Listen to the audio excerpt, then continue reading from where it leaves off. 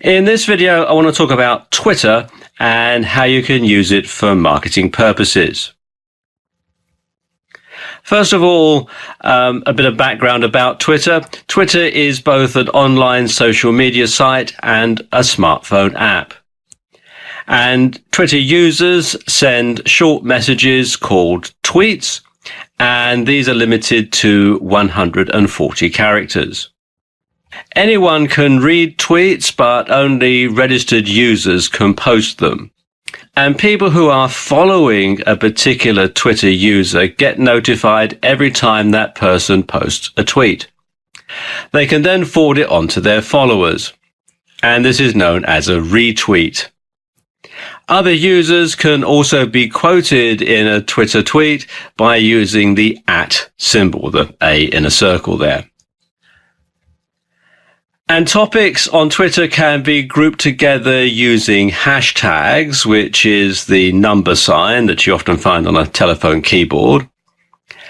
And when a topic is popular and being retweeted a lot, it's said to be trending. And Twitter is great for business to business, business to consumer, and consumer to consumer communications. And both individuals and corporations can have Twitter accounts, and it's a great way to stay in touch with customers and clients.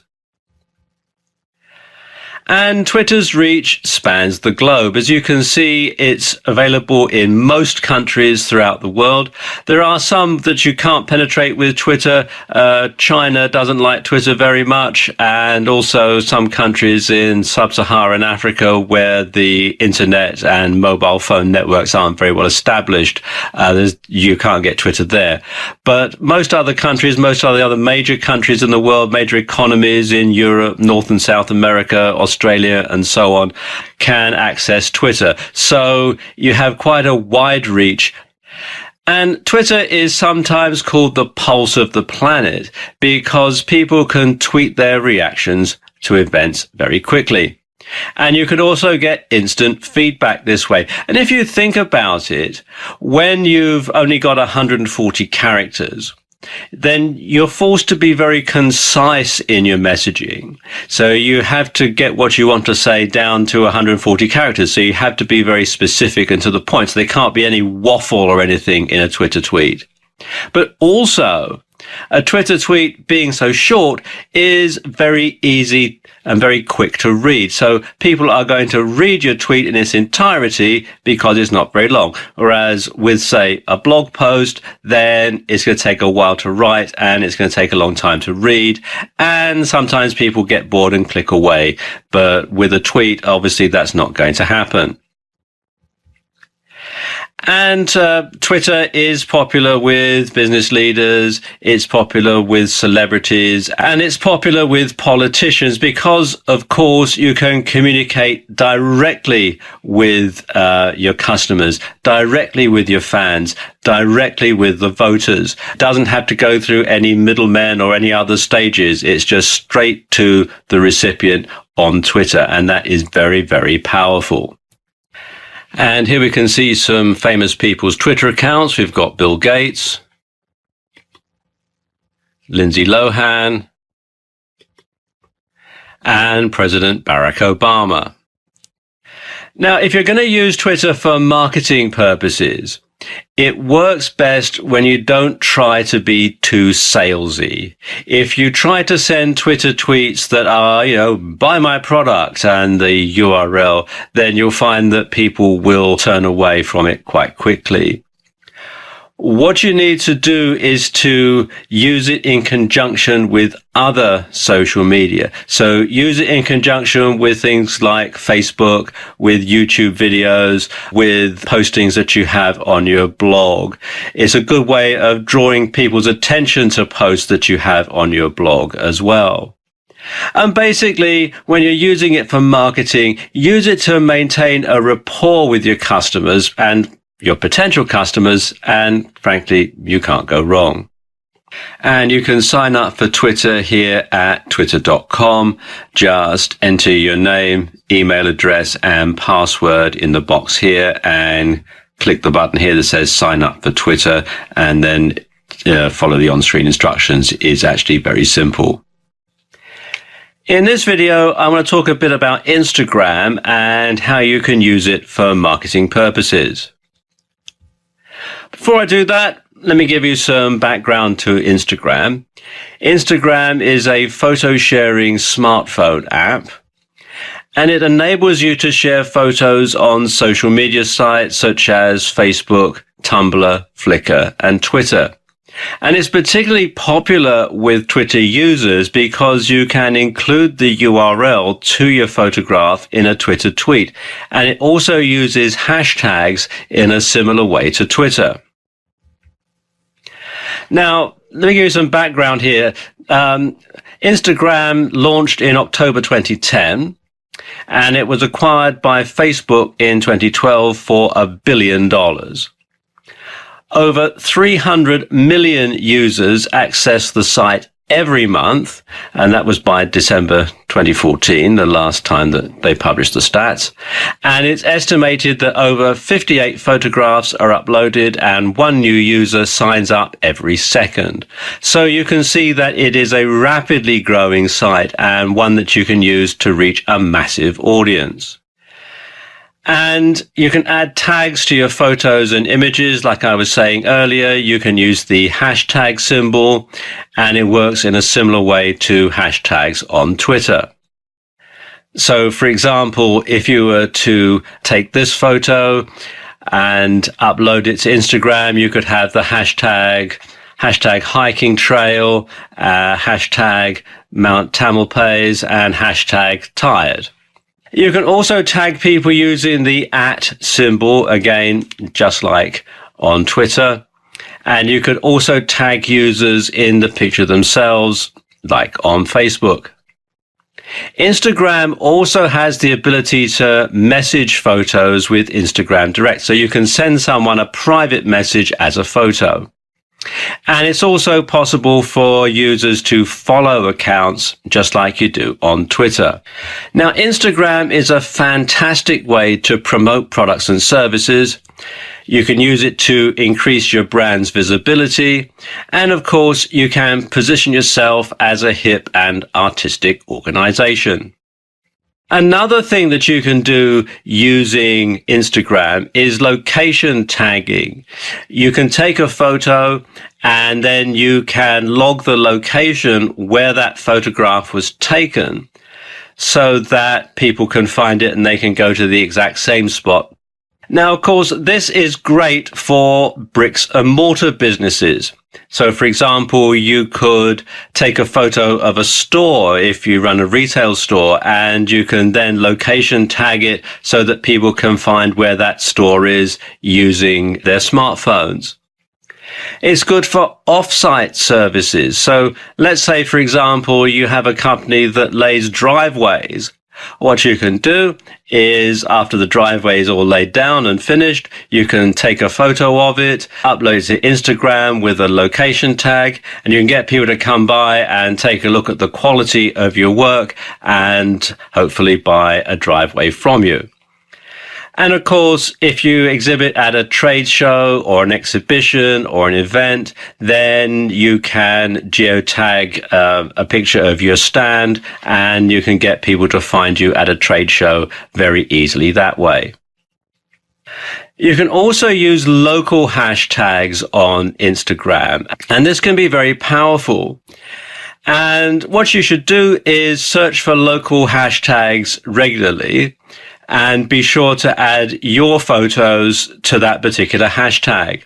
And this works well for tourist attractions as well as places like restaurants and retail stores and that sort of thing. So if you have a local audience, if you cater to a local fan base or you have a local customer base, then making sure that you tie yourself into some of these local hashtags can be very good for you, because it can get people who are looking in a particular area to find your business. It's also good for real world networking. You know, if you have a retail store and people come in, let's say you run a hair salon or something like that, you could ask customers to follow you. You could take a photo of yourself, a selfie with a customer and then tag them in it. Like I was saying earlier, if you run a hair salon, you take a photo of someone with their new haircut and tag them in it. And then, of course, this gives customers a great reason to follow you too, because there's a sort of degree of reciprocity in all this. If you tag someone in your photo, then quite often they'll tag you in theirs, and that introduces you to their fan base.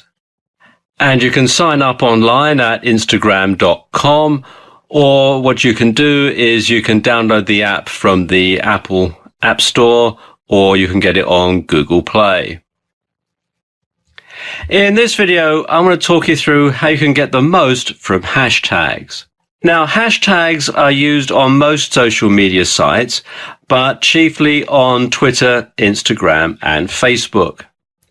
And they're used to group together posts, pictures, and tweets by subject. And they're a sort of metadata tag. And they're particularly useful for coordinating activity on Twitter and Instagram. Okay, a few simple rules for writing hashtags. First of all, in a hashtag, the hash symbol directly precedes the word or phrase. Don't put a space after the hashtag symbol, otherwise it won't work properly. Secondly, a hashtag needs to be written as a single word without spaces.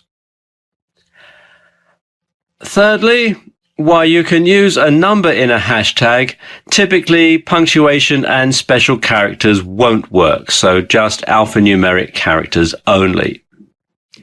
And finally, hashtags can be placed anywhere in a post. They can be at the beginning, the middle, or the end of a tweet or an update. Now, when deciding on a hashtag, you want to make sure that, first of all, it's relevant to the subject that you're going to be tagging. And secondly, you want to make sure that it's going to be memorable. It's going to be something that sticks in people's minds so that they remember to look for it. What you should do is check to see if a hashtag is already in use for a particular topic before you coin your own. And if there is already a hashtag, then you should use it, because it'll make your contribution easier to find and follow. And quite often, particularly on Twitter, you'll find that once a subject comes up, once it starts being noticed, there'll be all sorts of different hashtags related to that particular topic. But after a while, one of those hashtags will become the dominant one. That's the one that people start looking for. That's the one that starts trending. And so that's the one that you want to hashtag your contribution with, because, as I said, it's going to make it easier for people to find and follow. Now, on Twitter, individuals can see a 100% increase in engagement by using hashtags. Brands can see a 50% increase. And tweets with one or more hashtags are 55% more likely to be retweeted. And this is according to Twitter's own research.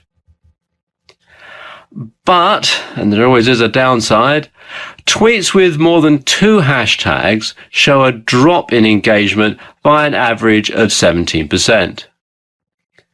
And advertising tweets without a hashtag, an at or a mention, generate 23% more clicks. So if you are going to be having an advertising tweet, it's best not to have a hashtag or a mention, because that does actually perversely, in some ways, make it more clickable. Twitter actually has a very good section on their blog which explains how to choose a hashtag. It's been up there for a couple of years now, but it is still relevant.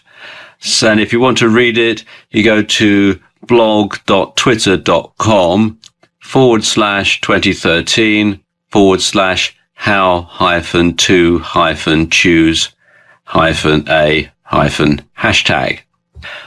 On Instagram, Highest engagements come from posts with more than 11 hashtags. So when it comes to tagging your photos on Instagram, the more the merrier. Think of every hashtag that you can think of that describes your picture and put it on there. Look for hashtags that are starting to trend that are of a similar subject to your photo, and you can't go wrong. So in a complete contrast to Twitter, really, whereas with Twitter, less is more. On Instagram, more is more when it comes to hashtags. Now, the most liked Instagram hashtags are these ones: follow for follow, like for like, follow for with the number follow, L for L, F for F, TFLers, follow back, tags for like, follow me, and follow. The least liked Instagram hashtags were repost, NYE, drunk, love her, truth, Super Bowl, I love him, I love you, I love them, and best friends. So these are the sort of hashtags that you want to avoid if you're going to hashtag something on Instagram. On Facebook, hashtags can do more harm than good. Posts with only a few hashtags outperform those with lots of hashtags. So if you do want to use hashtags on Facebook, don't use more than 2. There are a couple of services which you can use to help keep track of hashtags and to analyze them and so on. They're both paid for services, but they are certainly worth the money. The first one is Keyhole, which you can find here at keyhole.co. And the other one here is hashtags.org. And as it says here, it's hashtag analytics for your brand, business, product, service, event, or blogs. And it gives you a lot of information about each service here on the site. In this video, I want to give you a quick overview about using Facebook for marketing purposes. First of all, though, a bit of background about Facebook. Facebook is the granddaddy of social media sites. It was founded in 2004, and it was one of the first social media companies to float on the stock market. And Facebook's reach straddles the globe. In fact, most developed countries have access to Facebook, notable exceptions being the former Soviet countries where they use the Cyrillic alphabet, China, which of course doesn't like social media, particularly Facebook, all that much, and some countries in sub-Saharan Africa where they don't have very well-established internet or telecommunications networks. But for most of the world, North and South America, Europe, Middle East, India, Pakistan, Bangladesh, Australia, they are covered by Facebook, and you can reach people in those countries through Facebook. Now, here's some facts about Facebook. Facebook is the second biggest website on the net. And if Facebook were a country, it would be one of the largest in the world. Facebook has 1.44 billion active monthly users, and at least 72% of users check in every month. And 680 million people use it every single day. So as you can see, it is a massive site with massive reach. Now, those users are not just active on Facebook. They're engaging and they're taking part. And they're sitting on the site for long periods of time. Now, this is pretty much the perfect storm for marketers looking for somewhere to access a large number of people.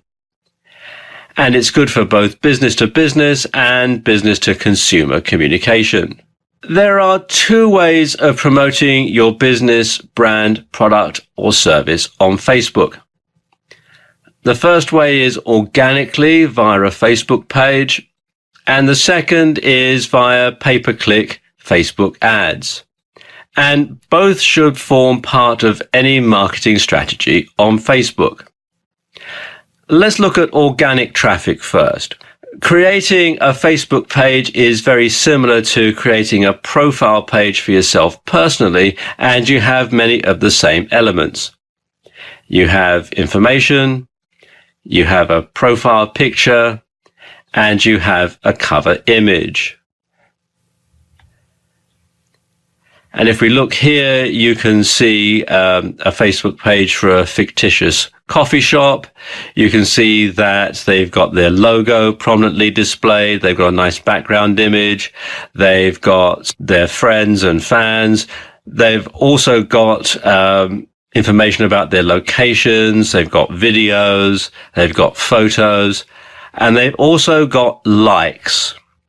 And likes are very important. Because you see, when somebody likes your post or page, all their friends on Facebook will know about it. And to them, this might seem almost as though that person, the person who's liked your page, is advocating your brand. And this is the social influence factor, because if you see that your friend has liked a company or a brand, you'll be much more inclined to like that brand yourself or to potentially trust them in future when you need their services. And this is powerful stuff. Facebook ads, on the other hand, work in a similar way to Google AdWords. And that is a pay-per-click or PPC method. And this works, as the name would imply, you pay for every click. So you pay a fee every time someone clicks on your ad. And the more you're prepared to pay, the more prominently and more often your ad gets shown. Unlike AdWords, though, Facebook ads let you define your audience strategically and with a very narrow focus. And this is because Facebook gives you access to huge amounts of information about each member. Users will typically share details such as their age, their profession, their hobbies, their interests, their marital status, their location, and a lot more. And this gives you the ability to pick exactly who you want to see your ads. Would you rather that your ads were seen by teenagers? Or would you rather they were seen by women based in a specific city who were engaged? So, and this is going to depend on the sort of product. So let's say, for example, you are promoting a boy band that's aimed at teenagers. You would be able to drill down and make sure that your ad was only seen by teenagers and specifically by teenage girls. On the other hand, if you ran a bricks and mortar store selling wedding dresses, you would only want women who were engaged to view that ad and to click on it and to go to the page for your store. And with Facebook ads, you can do that. In both cases, 40-year-old guys in another city really wouldn't be interested in either of these ads, so they wouldn't see them. Whereas if you were to have an ad on Google AdWords, for example, everybody who looks for that particular keyword when they're doing a search or goes to a page that's got Google AdSense on it that's similarly related would see it. And that those people or that guy would not really be interested in what you were selling. So that would be a waste of your money. But of course, when you've got Facebook, when you can drill down so that only specific people who are going to be interested in your product or in your service actually see that ad, then it's going to be a lot more productive. Facebook also lets you set goals for your ad. And the options they give you are fairly wide-ranging and comprehensive. And these include improving engagements of a post, getting more likes for your Facebook page, getting more clicks or leads for your website, getting more installs for a mobile or Facebook app, and promoting your event or offer. Now, this way, you drastically reduce the amount of people clicking on your ads who aren't likely to take the type of action that you want. And you ensure that all of your money is being spent on worthwhile and useful advertising. And Facebook ads work best when you combine them into a single broad strategy and maintain synergy with your other marketing activities too. So if you use Facebook ads in conjunction with a Facebook page to get more involvement, to get more likes, then the two can work together hand in hand. To create a page on Facebook, it's very simple. Simply log into Facebook, click on the create a page link, which you'll find down on the left-hand side of the page. And then you can choose the type of page that you want, depending on what you're making the page for. So it can be for a local business or place, company, organization or institution, brand or product, artist, band or public figure, entertainment, cause or community. So choose your category, click on the icon, and then follow the on-screen instructions. What the exact procedure is going to vary depending on the type of Facebook page that you're creating, but the on-screen instructions are fairly straightforward and comprehensive. In this video, I want to give a quick overview to using YouTube for marketing purposes. First, though, a bit of background about the site itself. YouTube is a video sharing site, and most of the content is uploaded by individuals, but companies and corporations can upload footage too. And it's the second largest search engine on the net. YouTube was acquired by Google in 2006, and the two sites work very closely together. For example, you can sign in to YouTube using your Gmail account.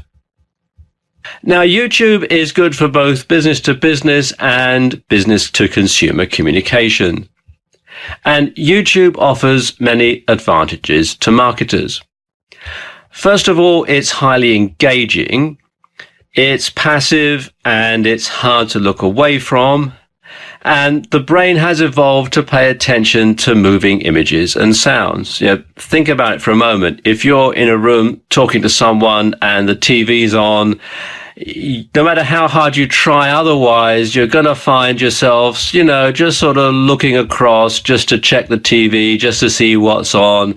It's irresistible. And that's one of the big advantages that YouTube has and videos on YouTube have over static pages, because they are highly, highly engaging. And a YouTube video lets you put your message across in a highly persuasive and engaging manner. You can speak directly to your audience. You can lend personality to your organization. You can have music as part of your YouTube video, which can help you sell emotional points. If you think about it, when you go to the movies, if you listen to the background music, it really does emphasize some of the points that are being made, tension or sadness or happiness or upbeat. And you can use that in your YouTube videos to help get people in the right sort of frame of mind to buy your product or service. And of course, it lends more power to everything that you say. And YouTube videos can be viewed on computer desktops. You can watch it on your desktop or your laptop. You can watch it on smartphones, and you can also watch YouTube videos on tablets. Now, there are several types of videos that you can use for marketing. There are straight out advertisements. There are viral videos. There are vlogs or video blogs. There are tutorials, interviews, events, and presentations. You can have just a very simple video, just a PowerPoint presentation with a voiceover. A word about viral videos, though. Directly salesy type videos tend not to go viral very often. The best type of viral video is something that catches the public's imagination. I'm sure you've seen all sorts of videos or mentions of videos like, skateboarding cats and that sort of thing. But the way to capitalize on a viral video or on a quirky video that you hope will go viral is not to make it too salesy, but just to say, have a link to your website at the end or a mention of your website URL at the end, to encourage people to go to your site. That's the way to make a viral video work for you as a marketing tool. Now, of course, when you're making YouTube videos, you want to make sure that your videos are good quality. Because if you've got a crummy video, people are going to think that you make a crummy product or you provide a crummy service. So quality is king when it comes to making a good YouTube video. High definition 1080 is the best. That's the one that they recommend.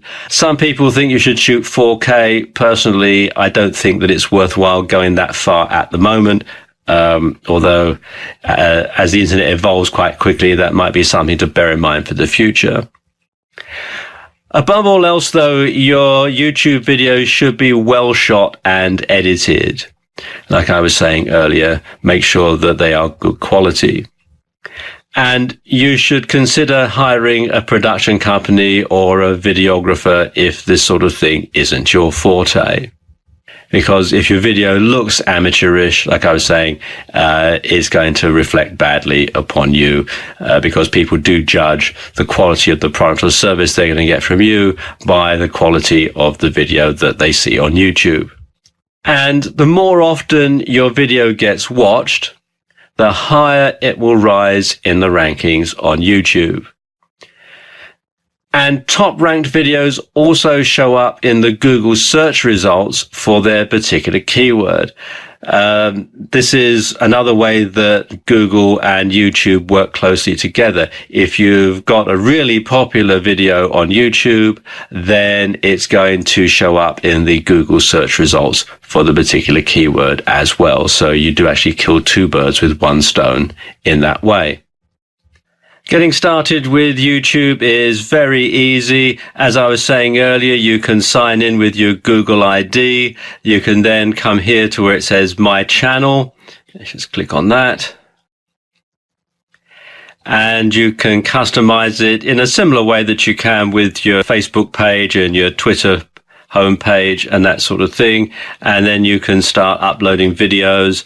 You can have featured channels and so on. And it's all fairly straightforward. Once you've got a video up on YouTube, you can have it for everybody to see. It can be publicly displayed, or what you can do is you can restrict it so that only people that you send the link to can watch it, or only people who are signed into YouTube. So it does give you a lot of flexibility, both for marketing to a wider audience and also for restricting it to a narrow audience as well. There are two really new video streaming applications that are hitting the market right now, and they are really, really hot. One is called Periscope and the other is called Blab, and I want to tell you about them in this video. First of all, let me tell you about Periscope. Periscope is a live video streaming smartphone app for iOS and Android. It was launched in 2014 and it was acquired by Twitter before the product was even launched. So the guys at Twitter knew that this was really going to be a winner. And Periscope enables users to send live video to other smartphone users equipped with the app. And the video can also be watched through desktops or laptops via the app, or it can be viewed on Twitter's website. And the video is retained online for 24 hours and then deleted. And you can subscribe to the Periscope broadcasts of people that you follow on Twitter. So it's almost like a video version of Twitter, really. And you can broadcast to everyone, or you can broadcast just to those people who you select to watch. And this is great for product launches. It's good for product demonstrations where you actually have to show something being done. You don't have to rely on a YouTube video. You can actually show them in real time. It's also good for things like live video podcasts. Let's just take a look at what the app looks like. You can see here's a mock-up of a homepage provided by Periscope. And what you do when you're getting ready to shoot the video, you give it a tagline, click on the button that says Start Broadcast, and then you can start video streaming directly from your smartphone immediately. So that goes out in real time, and you can make it either public so that everyone can see it, or private, just the people that you nominate to see it. And then once it's up on the site, you can get feedback from it, and people can watch it right away. And like I was saying earlier, it is also kept on their site for 24 hours. And another thing that you can do, a bit like Instagram, you can have geolocations. You can show where this particular thing was shot. And it is, as I say, available on the website for 24 hours afterwards. And you can find out more about Periscope at periscope.tv. You can also download the app from the Apple App Store, or you can get it on Google Play. You can also find out a lot of information about them from their Twitter feed, and their Twitter ID is Periscope Co. Now let's talk about Blab. Blab is a smartphone app, and it belongs to Bebo. Lots of people thought Bebo was gone forever, but it has actually come back via this Blab app. And it lets you view up to 4 video streams at the same time. So this is perfect for video conference calls, it's perfect for coaching sessions, and it's also good for direct communication with customers.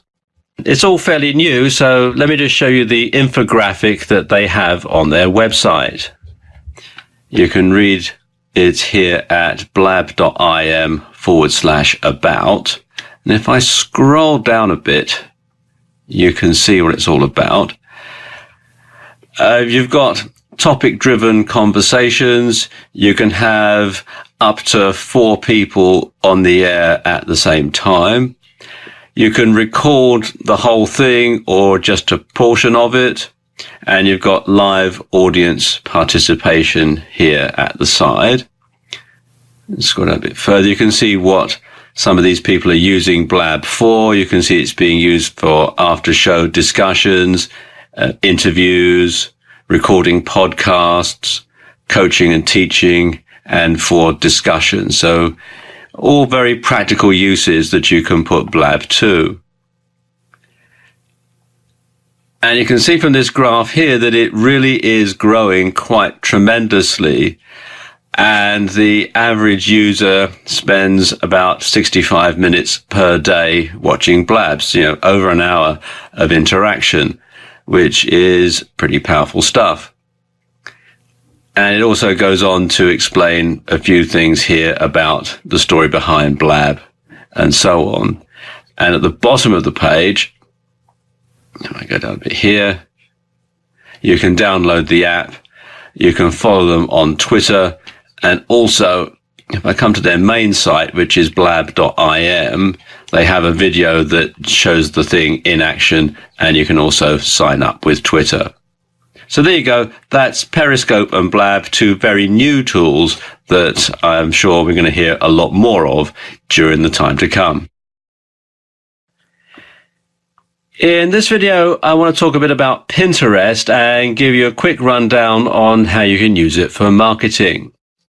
First of all, though, let me give you some background on Pinterest. Pinterest is a visual discovery, collection, and storage tool. And it's basically a picture-based social bookmarking site. It was launched in 2010, and it's free to use. And users can upload, save, sort, and manage images, known on Pinterest as pins, and other social media content, for example, videos and images, through collections that are known as pinboards. And Pinterest acts as a personalized media platform. Users can browse the content of others in their feed.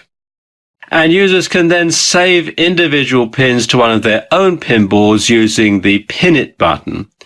And pin boards are typically organized by a central topic or a theme. And you can also personalize your experience with Pinterest by pinning items, creating boards, and interacting with other members. And by doing so, the user's pin feed displays unique personalized results.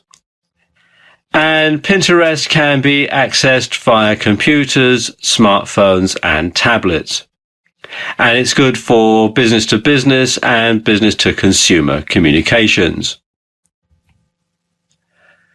And Pinterest can actually be highly beneficial to businesses that need to showcase products or locations. So we're talking businesses like restaurants. You could have some photographs of the different foods that are on the menu. Clothing manufacturers and retailers can show the latest fashions. Car dealerships can show the latest cars that they've got in. Real estate agents can showcase houses and other properties. And tourist attractions, of course, can use it to generate interest, particularly if you've got some sort of forthcoming attraction or you're putting on some sort of an event. Then pictures on Pinterest can be very powerful indeed. And there are lots and lots of other applications for it as well. Now, Pinterest has separate accounts for business users, which have different features from the ones that you would use just for an ordinary consumer. And you can join as a business and find out more information at this site here, business.pinterest.com. And they've got some tools to help you get started, so widget builders and brand guidelines and so on. And there's also some success stories. If I just click here on this tab, you can see there's all these different companies that have been using Pinterest as part of their marketing strategy. And scroll down a bit here. You can see there's all these different types of companies, restaurants, clothing companies, all sorts of things. Large and small. For example, you've got Sony and WikiHow. You've got magazines like Vogue and so on. Let's just delve into one of them here. Let's look at this one here, All Recipes. And if I scroll down, you can see it's got all the information about them. And at the bottom, you've got their featured board. You've got all their different recipes and so on. And it also explains how they use email marketing to drive pins. And there's similar stories from the other businesses that I just mentioned on the previous page. And I strongly recommend that you come to the Business Pinterest site and have a look around, because it goes into a lot of detail about how you can use Pinterest to drive traffic to your website and to build your business and to get the word out there.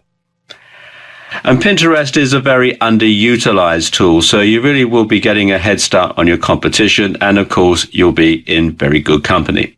So there you go. That's a brief overview about how you can use Pinterest to help build your business. In this video, I want to talk a bit about LinkedIn, and in particular, how you can use it to boost your business. LinkedIn is a social network aimed at businesses. And it's particularly useful for business networking. It was launched in 2003, so it's been around a while in internet standards. And it's got over 364 million users in more than 200 countries. And while LinkedIn isn't as effective for direct selling as sites like Facebook, its strength lies in networking and collaborating. And you can use LinkedIn to do things like keep up to date with industry news and opportunities. You can use it to find potential services and suppliers. It's good to keep track of your own employees and your own achievements in business. And it's also good for organizing your contacts. You can use it for networking, and I suppose that is probably the primary use that most people put LinkedIn to. And you can use it to, say, find job opportunities, find JV partners, find clients and customers, find and recruit potential employees. You can use it to look for business funding or to create new opportunities. When it comes to marketing, you can use LinkedIn to increase awareness. You can use it to build brand loyalty. You can use it to create a more professional impression for your brand and for your products or services. You can use it to promote a website and gain SEO and social media marketing benefits. You can use it to find potential clients and customers. And of course, you can use it to build leads and keep in contact with them. Let's take a look at the site. To sign up for LinkedIn, come here to linkedin.com and fill out the information here and click Join Now. There are free and paid for versions of the site, but for most people, the free version is going to be sufficient. You can get lots of extra statistics and things if you have the paid for version, but as I was saying, for most people, the free version, the basic version, is perfectly adequate. When you sign up, they'll talk you through filling out the various sections. They'll want to know your name and your background and your education and that sort of thing. They'll also, with your permission, go through your email address book, especially if you've got one of these online services like Gmail or Hotmail or something like that. And they'll find people who are already members of LinkedIn and will send them an email inviting them to connect with you. So you can build your network very, very quickly. Now, rather than talk you through the sign-up procedure, because it is actually fairly straightforward, let me show you the LinkedIn page of someone who's very famous and who uses LinkedIn quite a lot, and that's Bill Gates. And you can see it's got his profile picture.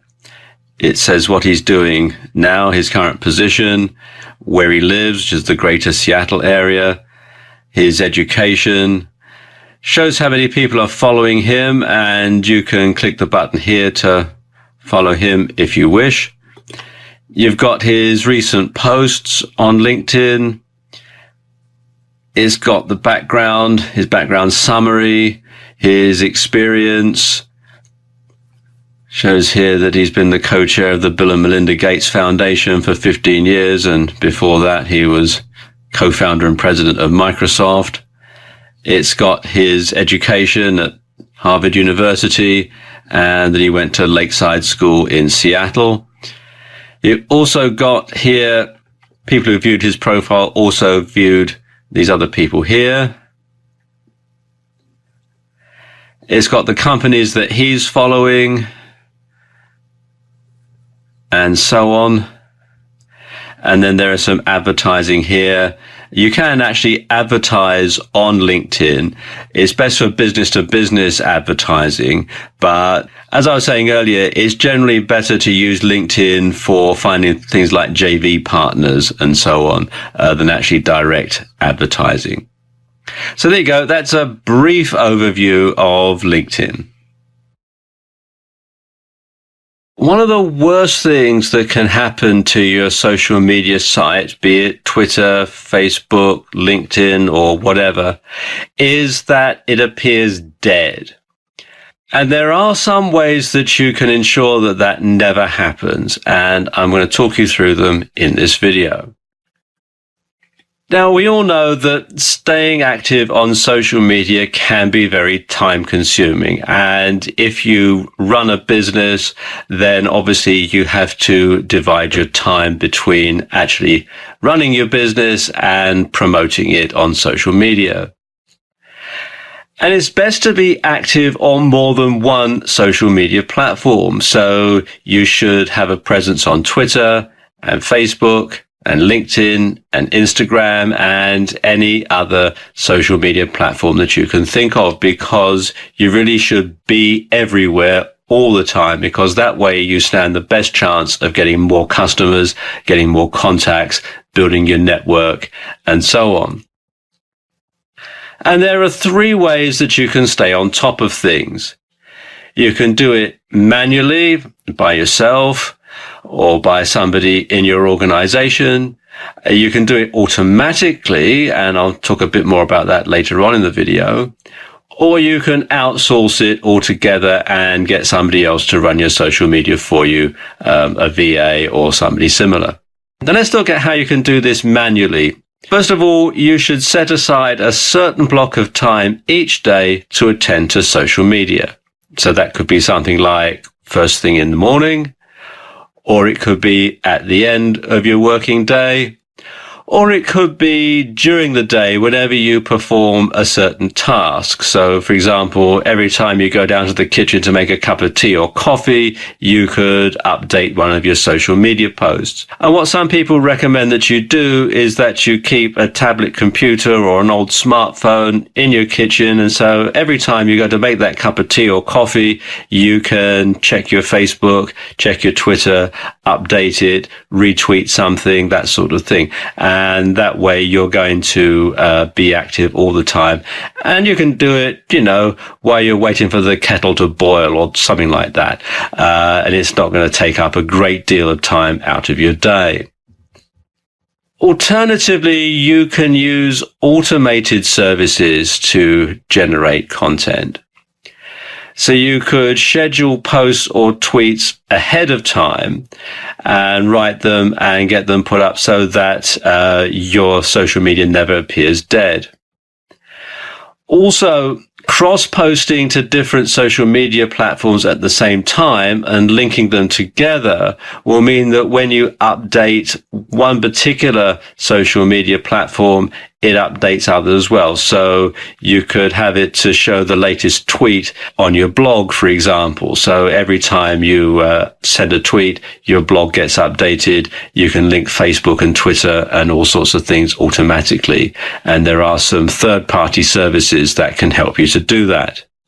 Okay, the first site is Buffer, which you can find here at buffer.com. And what you can do with Buffer is you can, particularly using it with Twitter, is you can schedule lots of tweets. You can write lots of different tweets in advance and schedule them to go out at a certain time and a certain date. So if you don't have time to write a tweet and send it to your Twitter followers, then Buffer will do it automatically for you. They do have a charge for using it for business, but it's not particularly bad. It starts at about $10, and there is a free trial at the time that I'm making this video. And as I said, you can find out more at buffer.com. The next site is Hootsuite, and Hootsuite is really several social media tools built into one, and it can do everything that Buffer can. And it's a bit more complicated than Buffer, but it does let you manage multiple accounts, and it lets you see various different social media streams in one place. It also lets more than one person log in, which can be very useful if you hire someone to look after your social media. And you can sign in with Twitter, Facebook, or Google+. Again, it is a paid-for service, but there is a free trial offer at the time that I'm making this video, and you can find out more at hootsuite.com. And finally, there's IFTTT. Now, IFTTT stands for If This Then That. What this does is it links all of your different social media accounts and online apps by creating what they call recipes. And recipes are comprised of some type of trigger, an event or an action. So, for example, you can set up a recipe so that every time you post a comment to Facebook, it's also posted to Twitter. And it's an incredibly powerful tool. There's lots and lots of different uses that you can put this to. And you can find out more about this service at ifttt.com. Another way that you can make sure that your social media is never dead is to outsource the updating of it. And what you can do is to hire someone to post to social media for you. And this can be on a regular or an ad hoc basis. Preferably, you should get someone in your organization to do it if you're big enough. Otherwise, you should hire a freelancer to do it.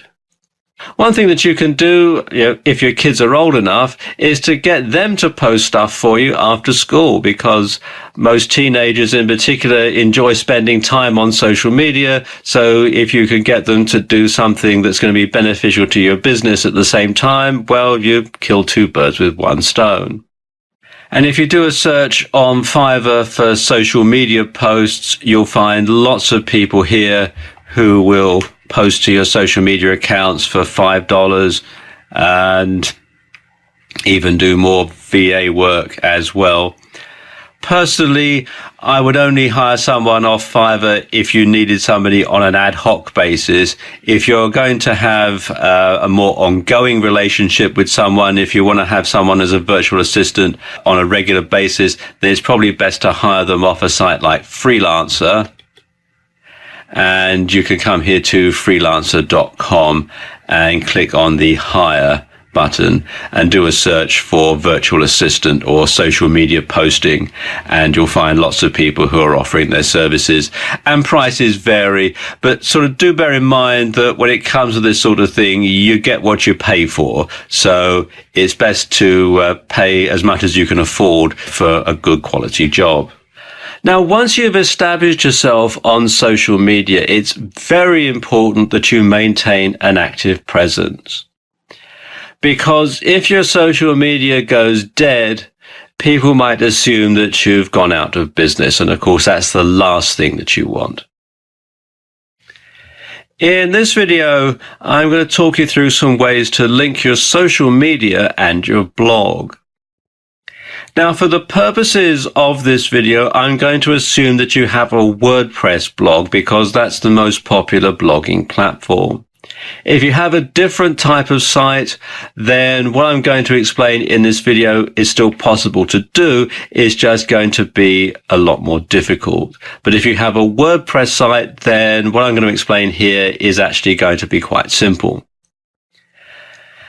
Now, there are several reasons why you would want to link your social media and your blog.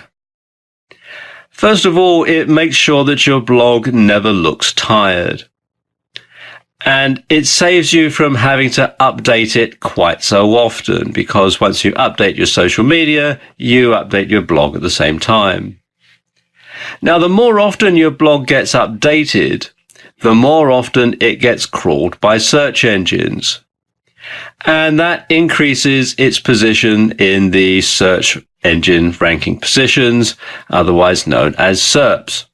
Now, the first one that I want to tell you about is how you go about adding your latest tweets into the sidebar of your blog. Okay, the first thing to do is to log into your WordPress dashboard. Come over here to where it says plugins, and then click here where it says add new. And the plugin that we're going to install is this one, WP Twitter Feeds, and you can do a search for it here in the search box. So just click here where it says install now. And there we go, that's installed. All I have to do now is click here where it says activate plugin. There we go, that's done. And now you can see it's here in the plugins page. Okay, I'm going to set this up so that it displays tweets in the main sidebar. So what we're going to do, come up here to where it says appearance and then widgets. Okay, and if I scroll down to the bottom of the page, you'll see WP Twitter Feeds. So let's just drag that up into the main sidebar. Just drag it up to the top of the page. Okay, and here we have it in the main sidebar. And you've got a few things here you need to add in. You have to add the widget title, which we're going to keep with the default setting of latest tweets. You have to enter your Twitter username. The tweets cache time in minutes, I'm going to leave it at the default setting of 4. The number of tweets to fetch, I'm going to leave that at 3. And then you have to have the Twitter API settings. And for that, you have to get that from Twitter. So let me just pause the video and take you to their website. To create an API key, come here to apps.twitter.com and click here on the link where it says, please sign in with your Twitter account to create and maintain Twitter apps. So we just click there. And you enter your phone number, email, or username and your password into these boxes here. And you can either check or uncheck the box that says remember me. So let me just pause the video while I do that. And when that's done, click on the button here to log in. And it's telling me I don't currently have any Twitter apps, so I'm going to click here on this button that says Create New App. And it takes you through to this page, and there's some information you have to enter. First of all, you want the application name, and this has to be a unique name.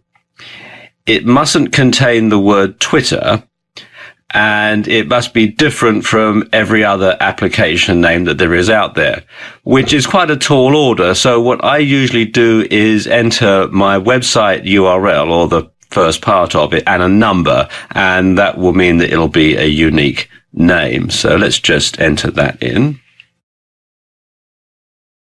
Then you have to enter the description, and this isn't publicly available. It's just something that will show up if you log in again and need to create another app. So it's just for your own memory jogging, really. And then you also need to enter the website URL, and this has to be the full URL of the website, including the HTTP. Then you have the callback URL. And in most cases, like the one that we're going to use here, you don't need to enter anything into this field here. You can actually leave this blank. So let's just enter this other information in.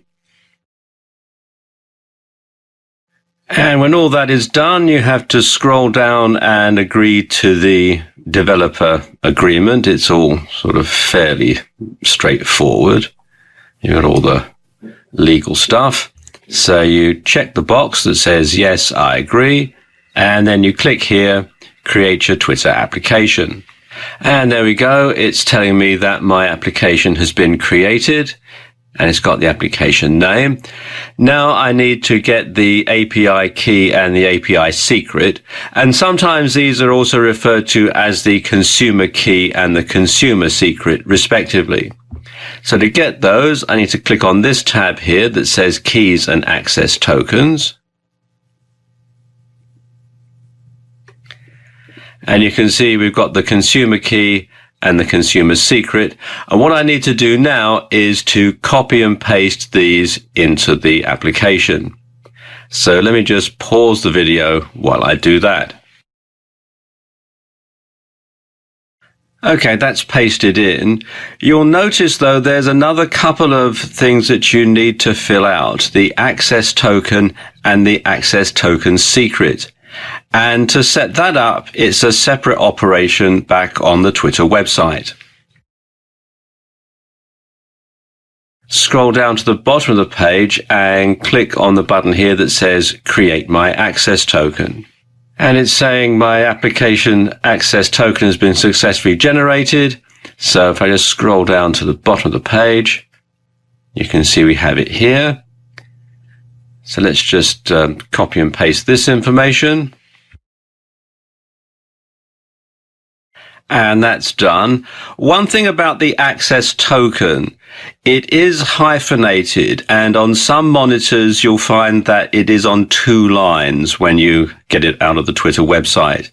You want to make sure that you get it all, so sometimes you might need to make sure that you get the top line and the bottom line, but it all goes in the same place here on your website. Okay, let's just scroll down a bit.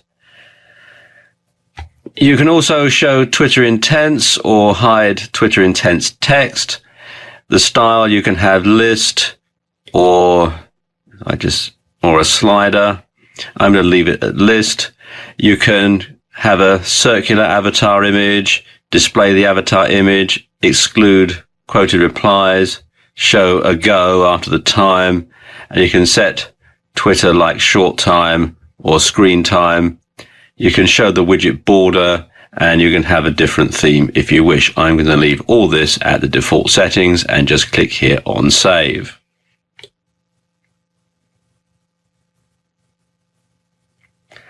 And there we go, that's saved. So let's go to the main website. I'm going to click here on Visit Site. And there we go. You can see we've got the latest tweets in the sidebar.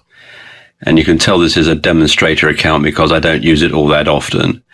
But if I was a regular tweeter, these would be updated fairly regularly. And of course, every time I put a tweet to Twitter, then my blog gets updated at the same time, which is pretty cool.